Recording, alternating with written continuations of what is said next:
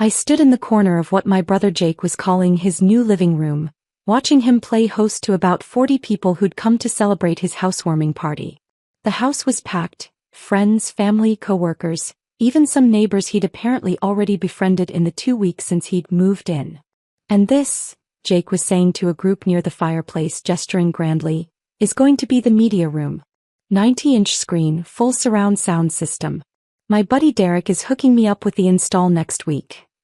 His girlfriend Brittany clung to his arm, beaming. We're thinking of doing the master bedroom in sage green. Very calming, very sophisticated. I sipped my wine and said nothing. Just watched. Waited. Mom spotted me in the corner and hurried over, her face flushed with excitement. Isn't this wonderful, Maya? Your brother finally has a real home. A place to build his future. I responded non-committally. You know, there's plenty of space here for you too, Mom continued, dropping her voice conspiratorially. Jake mentioned you could have the basement. It's partially finished already. You just need to add a bathroom down there. Perfect for a single woman who's always traveling for work anyway. The basement. In my house. How generous of him. That's quite an offer, I said carefully. We're just so proud of him. Mom gushed. Buying his first house at 32. Your father and I never thought he'd settle down after that rough patch with the business loan, but look at him now. The rough patch. That was one way to describe Jake defaulting on a $50,000 business loan that Dad had co-signed, nearly destroying my parents' credit and retirement savings. Jake's voice boomed across the room. Everyone. Can I have your attention? He climbed onto a chair, raising his beer. I just want to thank you all for coming to celebrate this amazing milestone with me. This house represents everything I've worked for. A fresh start, a real foundation for the future. The crowd cheered. Brittany gazed up at him adoringly. And I want to especially thank my parents for believing in me and my little sister Maya for being here. He laughed and everyone joined in. Maya, we were just talking. You can totally have the basement. We'll be roommates again just like old times. More laughter. People turned to look at me, smiling expectantly. I smiled back and raised my glass. That's very generous, Jake. But I don't think that's going to work out. Come on, don't be like that. Jake called out. Family sticks together. Besides, you're always on those business trips anyway. You barely need a place. Those business trips. My consulting work that had taken me to 12 countries in the last year, advising Fortune 500 companies on software infrastructure. But to my family, I was still just traveling for work. Jake, I said calmly, we should probably talk privately. Whatever you need to say, you can say in front of everyone. We're all family here. He spread his arms wide, playing to the crowd. I pulled out my phone and made a call. Hi Susan. It's Maya Chin. Yes, you can come in now. Jake's smile faltered. What? Who's Susan? The doorbell rang. I set down my wine glass and walked to the front door, opening it to reveal Susan Martinez from Coastal Title Company, along with a man I recognized as Officer Davies from the local police department. A courtesy presence I'd arranged for what I knew would be an unpleasant conversation. Good evening, Susan said professionally, holding a thick folder. I'm looking for Jake Chin? The party had gone completely silent. Jake climbed down from his chair, confusion giving way to concern. I'm Jake Chin. What's this about? I'm from Coastal Title Company. We need to discuss the property located at 1847 Riverside Drive. This property. Okay. I bought this house 2 months ago. Everything's legit. I have all the paperwork. Actually, Mr. Chin, that's what we need to discuss. Susan opened her folder, pulling out documents. According to our records and the county register, you did not purchase this property. You are not listed on the deed, the title, or any mortgage documents associated with this address. Jake's face went pale. That's impossible. I signed papers. I closed on this house. I moved in. You signed a rental agreement, Susan corrected gently, with monthly payments of $2,800. The actual owner of this property is Maya Chin. Every head in the room swiveled to look at me. What? Jake's voice cracked. No, that's not right. Dad helped me with the down payment. We went to the closing together. Maya wasn't even there. You went to a signing for a rental agreement, I said quietly. You assumed it was a closing. You never asked to see the deed. You never verified ownership. Dad pushed through the crowd, his face red. Maya, what is this? Some kind of joke? It's not a joke, Dad. I bought this house 4 months ago. Cash purchase, no mortgage. Jake approached me 6 weeks later saying he'd found the perfect house and needed help with the down payment. I told him I'd handle it. He assumed that meant I'd loan him money. You said you'd handle it. Jake shouted. That's what you said. And I did. I let you move into my house. I drew up a rental agreement that you signed without reading. You've made exactly 1 payment, the first month's rent, which you called a down payment. I pulled out my own folder. You're now 30 days behind on rent. Brittany grabbed Jake's arm. Jake, what is she talking about? You said you bought this house. I thought I did. Jake ran his hands through his hair frantically. Maya, this is insane. You can't just, you're my sister. A sister? You just offered a basement in my own house, I pointed out.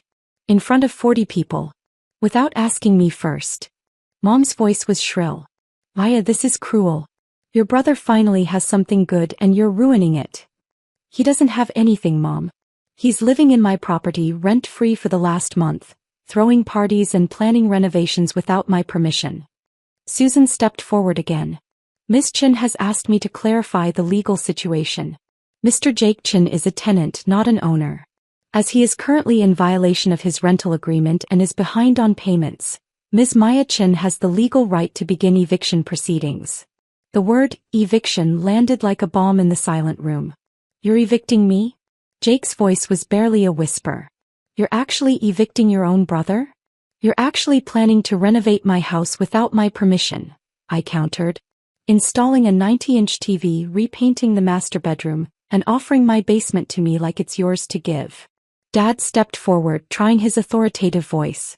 Maya, I don't know what kind of misunderstanding this is, but we're going to sit down as a family and sort it out. Jake made an honest mistake. Dad, Jake is 32 years old. He signed a rental agreement without reading it. He's been living here for 6 weeks and hasn't once asked who actually owns the property. That's not a mistake. That's willful ignorance. Why would you do this? Brittany's mascara was starting to run. What kind of person tricks their own brother? I didn't trick anyone. I offered Jake a place to live at below market rent. He chose to believe he was buying a house because that's what he wanted to believe. Jake's friend Derek spoke up from the crowd. Dude, didn't you wonder why the mortgage was only $2,800 a month? This place is worth at least $850,000. The mortgage alone would be like $5,000. Jake's face showed he'd never done that math. He thought Maya was giving him family discount, Brittany said desperately. He thought his parents helped with a huge down payment. My parents have $12,000 in their savings account, I said, looking at Dad. The account I've been quietly supplementing for 3 years because Jake's defaulted business loan destroyed their retirement fund. They didn't help with any down payment because they couldn't. Mom gasped. You've been helping us financially? Someone had to. After Jake's entrepreneurial phase nearly cost you the retirement condo. The room was completely silent now except for the sound of Brittany crying softly. Officer Davies cleared his throat. Miss Chin has the legal right to ask all guests to leave the property. This is a private residence and she is the owner. Everyone needs to leave? Jake looked around wildly at his guests. But this is my housewarming party. It's my house, I said simply. And yes, everyone needs to leave. Now. The next 30 minutes were chaos. Guests filed out in awkward silence, some shooting me dirty looks, others looking confused. Brittany locked herself in the bathroom, sobbing. Mom kept trying to negotiate, insisting we could work this out as a family. When everyone else had gone, only my immediate family remained in the living room. Jake sat on the couch, my couch, with his head in his hands. Dad paced angrily. Mom perched on the edge of a chair, dabbing her eyes. I'm offering you a choice, I said into the silence. You can stay here as my tenant. Market rate rent is $4,200 a month for a house this size. I'll give you the family rate of $3,500. First month, last month, and security deposit due within 7 days. Miss one payment and eviction proceeds immediately. $3,500? Jake looked up, his face blotchy. I can't afford that. Then you find a place you can afford. You have 30 days. This is blackmail, Dad said angrily. You're holding your brother's home hostage. It's not his home, Dad. It's my investment property. I'm being generous, even offering him market rate minus $700 a month. Why did you even buy this house?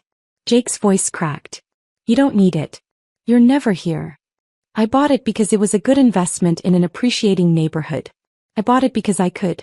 I bought it because I'm a real estate investor with a portfolio of 7 properties across 3 states. Mom's mouth fell open. 7 properties? My consulting business generates about $400,000 a year. I've been investing in real estate for 5 years. This house, the building where Dad's favorite restaurant is, I own that too, by the way, and 5 others. The building with Giuseppe's? Dad whispered. I bought it 3 years ago when the previous owner retired. Giuseppe pays me $8,000 a month in rent. You eat there every Sunday and never once wondered who owned it. Jake stood abruptly. So what, you're just rich now and you never told us? You let us think you were just some traveling consultant. I am a traveling consultant. A very successful one. And I didn't tell you because of exactly this. The moment you knew I had money, it would become family money. Jake would have another business idea that needed funding. Mom would have projects that needed financing. Dad would have investments that required cash.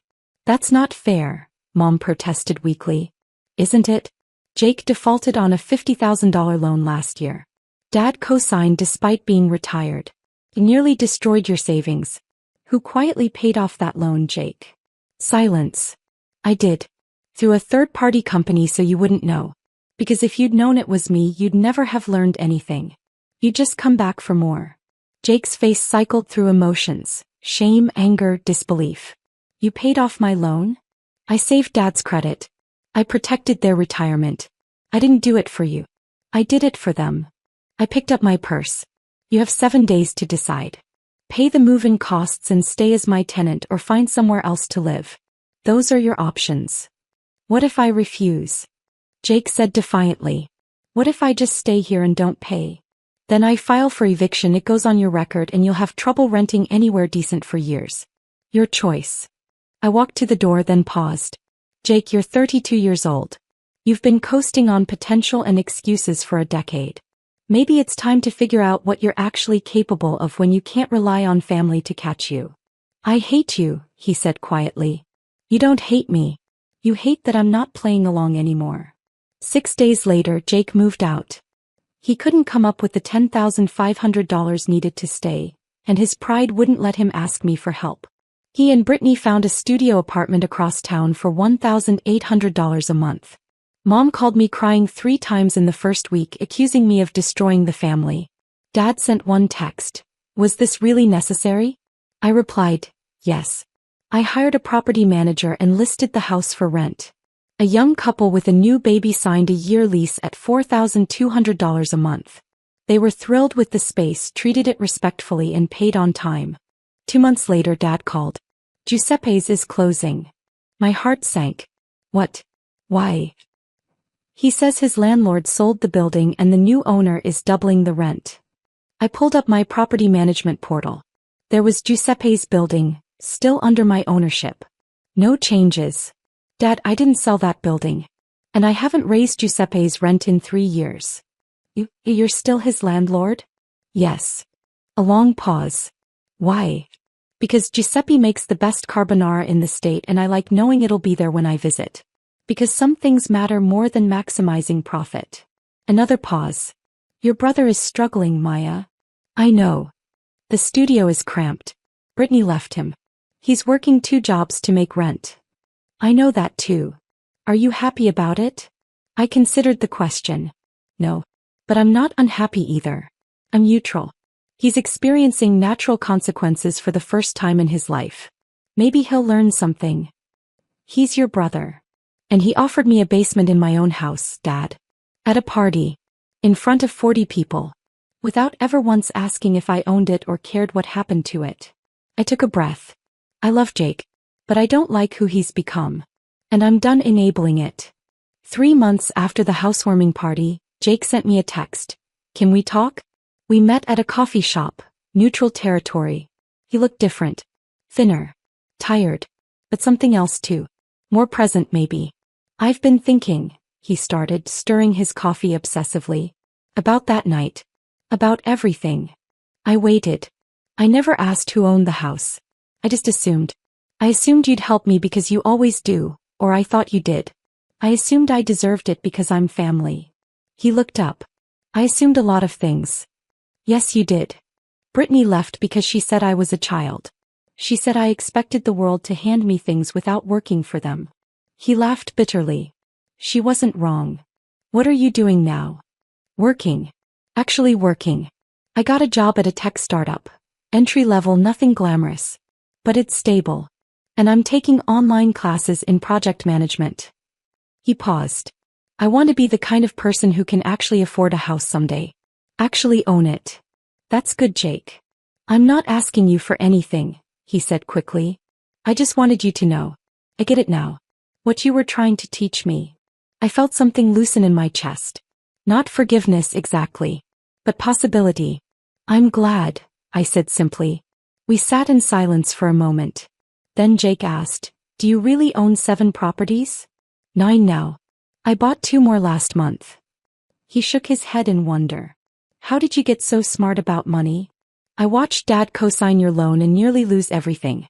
I learned what not to do. Ouch. But fair. He took a sip of coffee. For what it's worth, I'm sorry. For the party, for the basement comment, for all of it. You deserved better. Thank you. Are we okay?